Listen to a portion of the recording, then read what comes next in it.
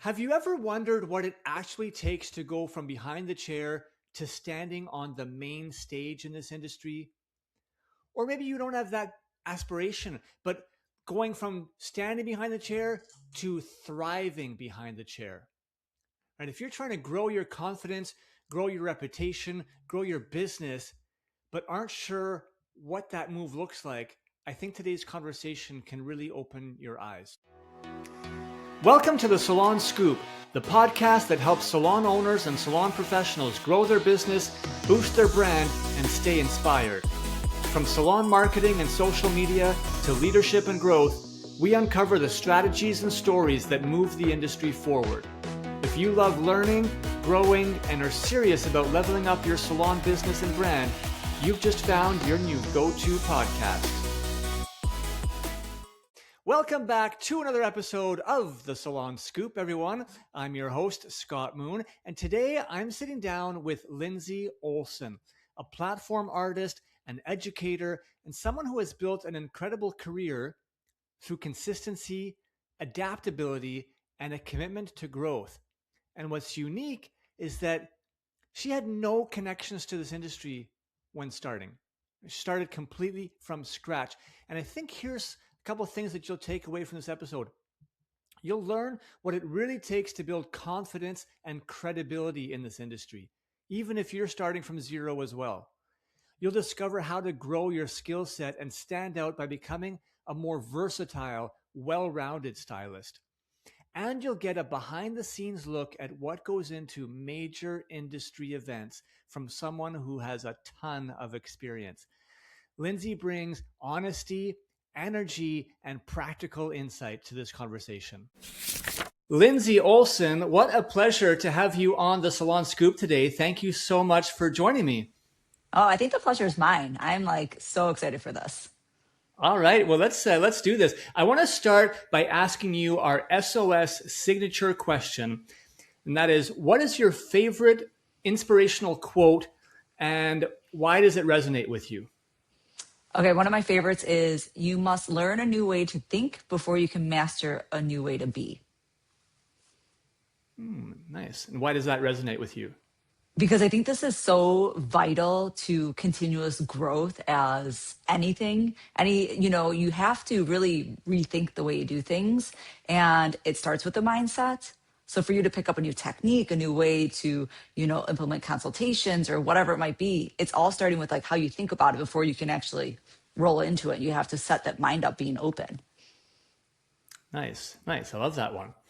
Cool. And I also want to let our listeners kind of get to know you a little bit in terms of your origin story. It's always interesting to see. Can you share with us how you got into the industry in the first place?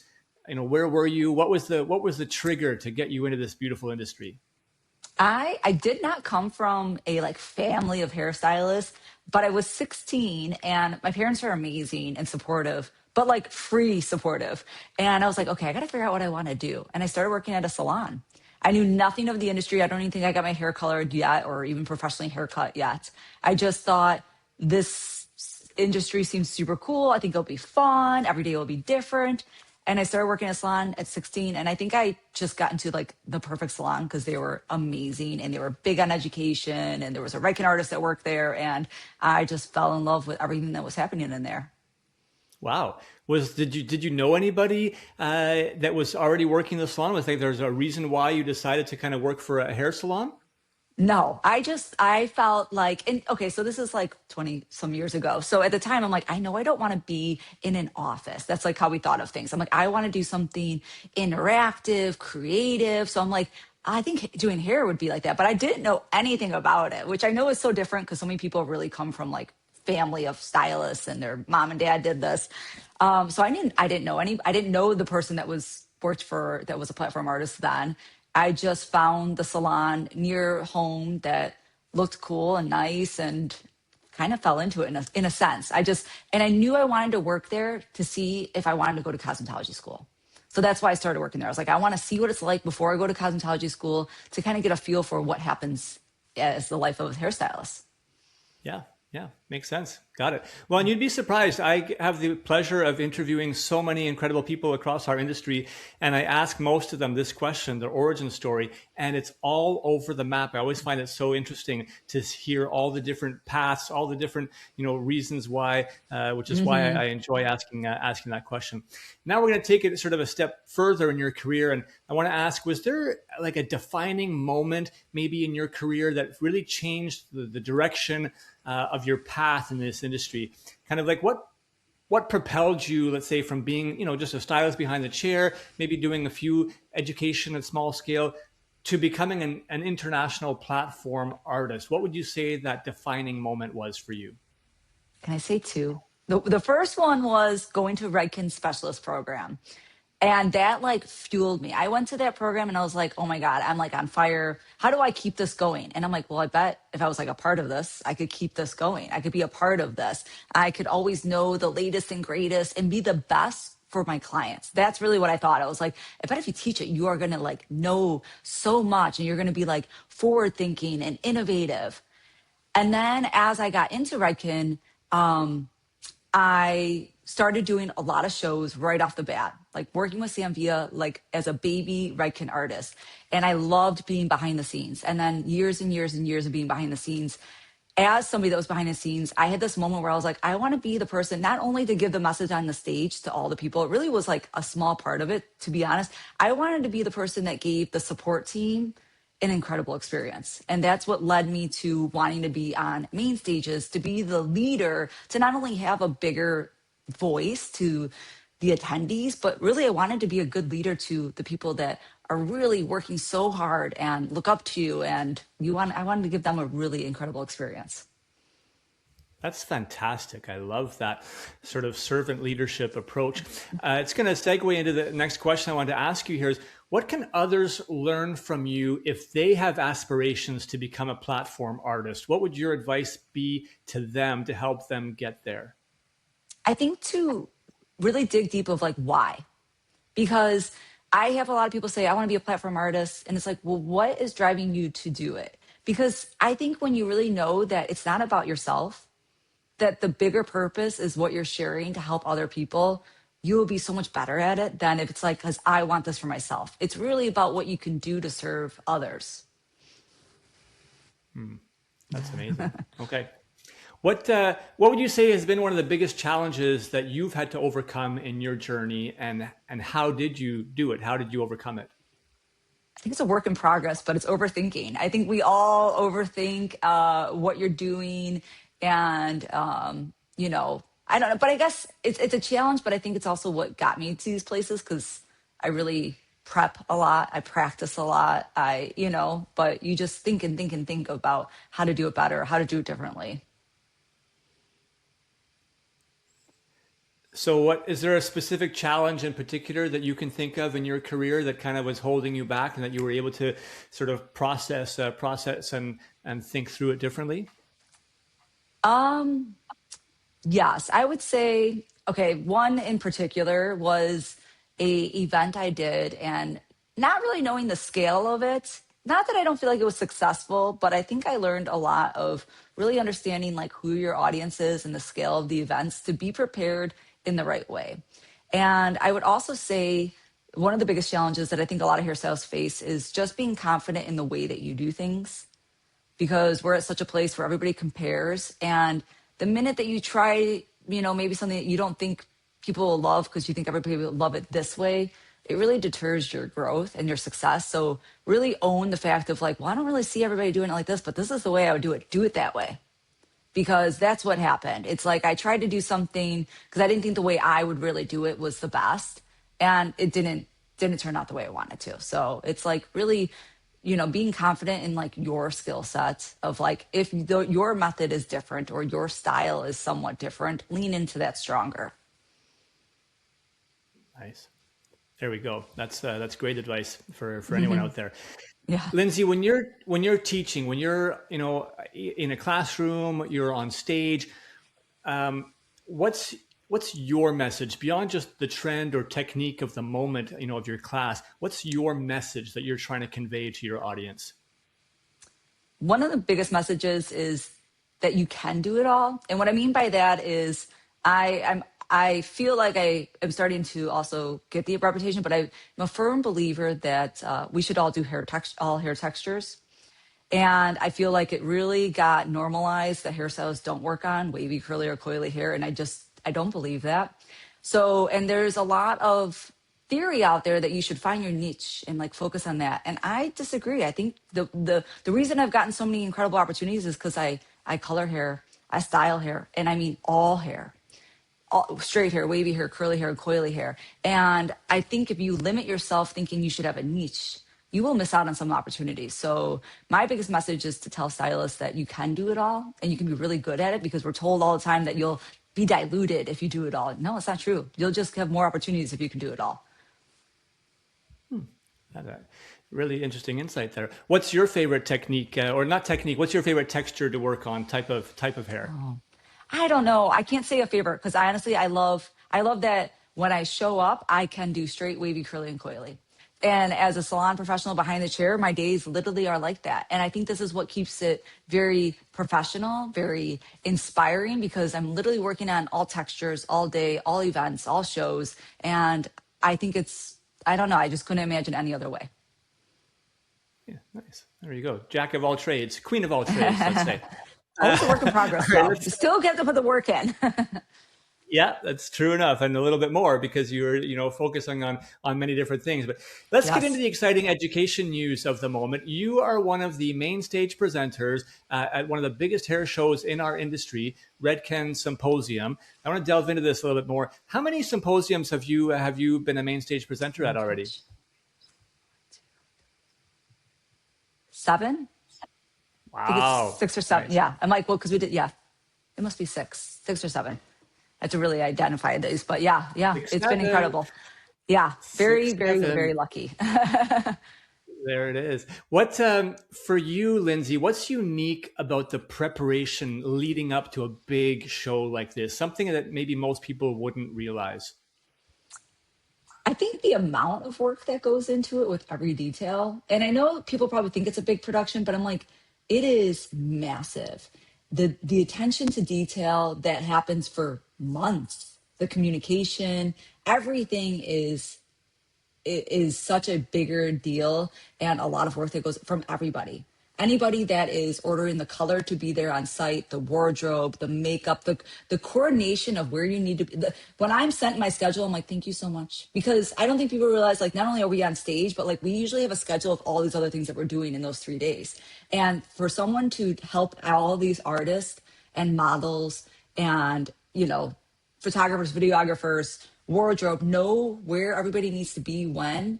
I mean, we usually have like walls of flip charts with these schedules printed out. The work that goes into it, I think, I don't know if people really can fully grasp it. Yeah, that's a heck of a logistics project because there are Yes. hundreds of people involved. What's maybe something that people would be surprised to know about what happens moments before you go on stage, either in the prep room or literally backstage? Um, I mean, I think people would know you're nervous. I think that, I mean, with that, like, you are nervous. I think honestly, um, what would they be surprised by? That's a good question. I guess how much everybody's there to help each other, maybe.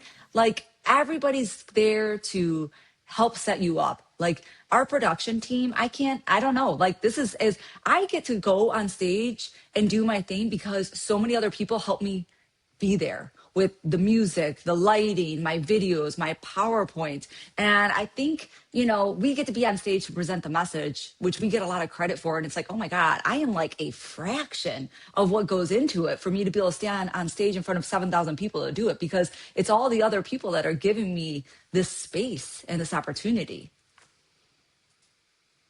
Makes sense. Totally makes sense. All right, thinking about this sort of scale of event, apart from the size of the audience, how is presenting on stage at, a symposium or big event like this different from you teaching in a classroom? It's drastic.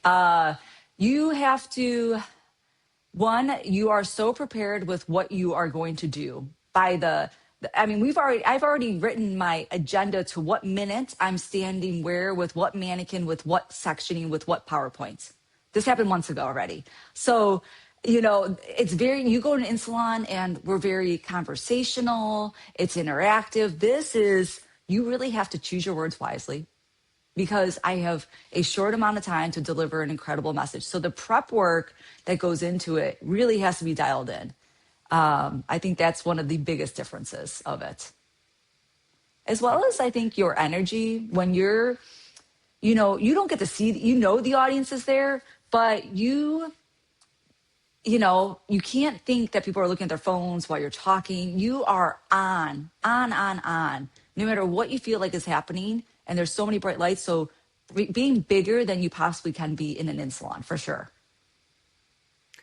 Lindsey, you seem super in control of your process, your preparation. You said this will be your sixth or seventh, main stage presentation at Symposium, on top of numerous other, large scale events that you've done. Do you still get nervous before big presentations like this? And if so, what's your personal trick for trying to deal with it in order to ensure that you come across, with a smooth performance and deliver your best? I get nervous before I do anything. And I don't think they'll ever go away. And I'll never forget Sam Villa saying, if that goes away, you really shouldn't be doing this anymore. Because nerves, it's not that I'm nervous that I'm not going to do a good job. I'm nervous because I care about what's going to happen. I care that these incredible entities that have invested their time and money to be there feel like they got value from it, that they walk away feeling like I will use this technique. I feel inspired. My life is better because I was there. So I get nervous if I go to an in-salon, making sure that everybody, understands the technique that we're doing a hands-on workshop. And I think that's part of just being a great, you're meant to do what you're doing. So definitely get nervous and don't be fooled. Even though I seem in control, I'll never forget one symposium where I had one foil in and my stage partner returned to the stage and I was like, well, that was one foil. And there's that. So I hope we learned a lot from that. So time goes by really quick on stage, really quick. Lindsey Olson, what are you most excited to share with the audience at this year's symposium? So back to the surprise thing. I don't know if everybody knows that every technique that's shared at Redken Symposium, and this one in particular, has to be something that no one has seen you teach already. So what I'm delivering on stage, no one has yet seen me deliver it. And I have created an innovative way to do hair color that I am so excited to share because I think it's going to be revolutionary to the way that hair colors place color, apply color, and this is the first time they're going to see it because you see it first at Redken Symposium. That's a great tease because I'm not a colorist, but I'm excited to know what this is. So I'm sure that everybody out there will be just as excited, if not more. What a cool message! You clearly have so much to share, which is why you've been selected to present at such a huge event year after year. Let's talk about some general tips outside of Symposium, just general tips and advice for all salon professionals out there that can help them be more successful in their day-to-day lives behind the chair. What is one thing that you would say has made the biggest difference in growing your career as a stylist behind the chair? Always keep learning. Like, keep an open mind, always keep learning. You are talented, you are successful, but know that there might be a new way, a better way to do it better. Nice. Lindsey, what do you think most stylists are doing wrong when it comes to their social media right now? I can understand where we got. I think a lot of stylists are missing the message. And the message and kind of like finding what is your goal on social media. If your goal is to be an influencer, then your message is about influencing, and maybe it's the wider audience that you're seeing on social media. If your goal is, I want to be booked and busy, I love my salon home, then your audience is salon guest. And I think it's really easy for salon stylists to get mixed messages or really to know how to like angle themselves because everybody's like, post something. And, how far does the post go? How much bigger is your in salon interactions, engagement, communication that then can be supported by social media? But those are the moments that really can revolutionarily change your career as well. And I think we really can get lost in the numbers and the attention. And don't get me wrong, I know there's a lot of success and it can widen your audience. But there's also what's happening in person to your salon life that really also is very important, that can propel you on really big levels too. Yeah, that totally makes sense. So what would you say actually works today if a stylist wants to grow their audience online? They want to grow their following. I think it's not just about what you personally are putting out. It's how are you working with the community? And what that means is like, if you want people to know you more, what else are you doing to also interact with people, compliment, be a part of the community, not just waiting for the likes and views to happen, but engage, interact, as well as what do you do in person to help your engagement and interaction come up? Like, let's put this in example. If a new stylist posts a picture of a salon guest and it's like, I have availability, that's only going to reach their people. But if their salon guests keep walking out of the salon posting pictures that they love the way they got their hair done by Susie, and Susie is amazing, and you should go see Susie, and I can't get enough, like the salon's incredible. Now all of those guests, see the friends, the family members, the coworkers, they're like doing the work for you because they're vouching for you. And that's the audience that if you want more people to know about you, it's like the social media referral business, right? When people make TikToks about going to this cafe, it's the TikToks about someone walking into that cafe that's making them viral, the restaurant go crazy versus just the restaurant saying how amazing they are. Totally is hitting home. You can't just post and expect that that's going to do the job. I think, Lindsey, what I'm hearing you say is you got to engage, you got to join the conversation. You want to essentially really instigate others to be, either posting or sharing, or you yourself commenting, liking, following. Get into that conversation. You need to be engaging with others if you want them to engage with you. I think that's a really important lesson. Lindsey, what's one simple thing a stylist could do this week to start getting more clients in their chair? I would say ask the client to post a selfie of them.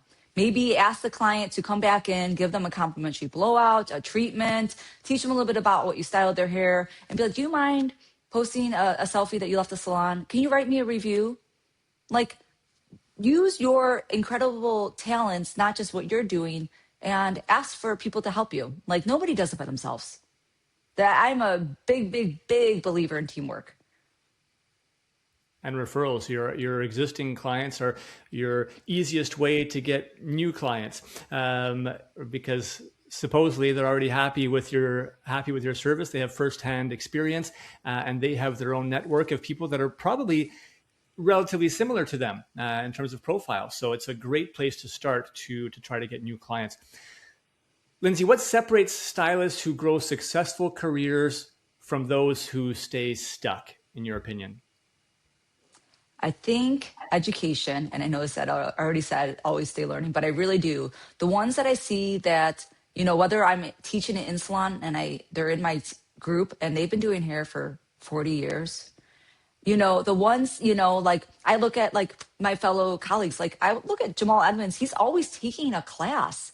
Like, you need to invest in education. You need to never stop investing in your skill set. You need to also learn from other people. As I said, teamwork is everything. Work with as many fellow creative artists. It doesn't just have to be a hairstylist, but anybody else that's going to help grow you, your style, your inspiration, your skill set, your network. And I think that's what separates. Don't think you can do it by yourself. Don't isolate yourself. Don't think you know it all. It's fantastic. I love this. Lindsey Olson, if you could share one piece of advice, either with your younger self or someone in the industry who kind of needs a kickstart, whether they're starting off fresh or they just need to reset, what would your one piece of advice that you wish more stylists or your younger self would just take more seriously?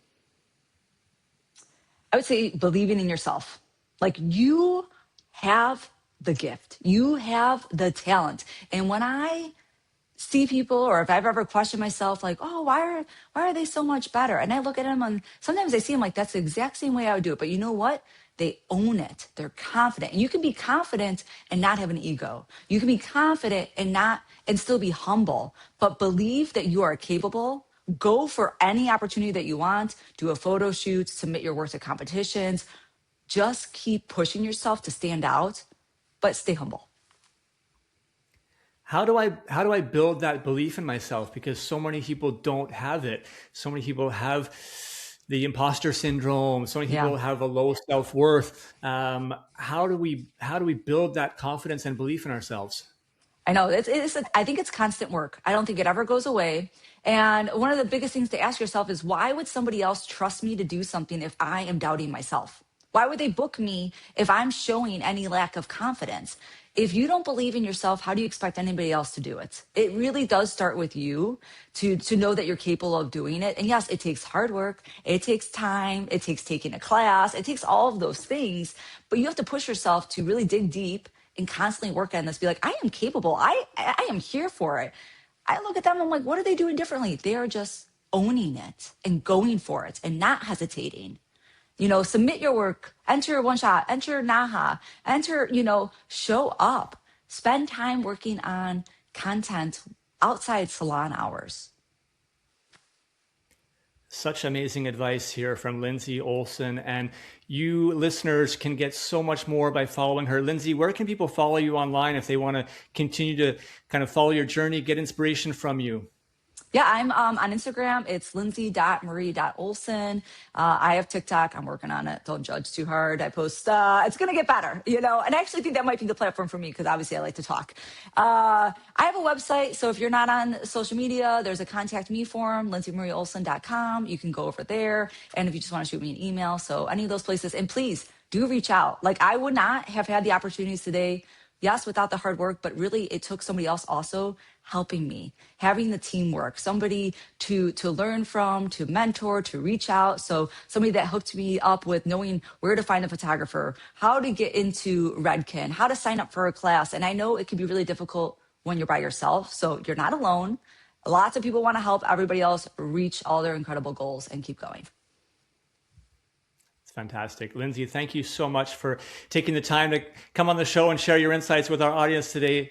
So many gems here. Really grateful that you took the time to come on and share with us. Thank you so much.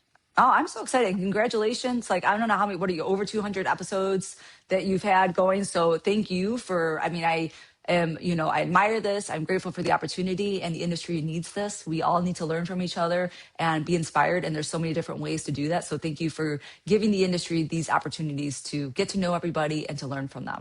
This has been an amazing conversation. I think Lindsey's story is a powerful reminder that there's no single path to success in this industry, but there is a pattern, right? It's the willingness to learn. It's the willingness to stay consistent, right? To put yourself in the room and to keep growing, keep listening, keep learning, even when you're not sure, right, where it's leading yet. Trust the process. Opportunities like the main stage don't just happen, right? They're built through time of putting in the work, because that's how you grow your reputation. That's how you build relationships, connections, your network, by showing up again and again. And that's the scoop for today. Don't forget to share this episode, everyone. It'll make my mom super happy, and it might touch someone and influence someone in this industry without you even realizing it. Share the knowledge, share the wealth, share this episode. Thanks so much.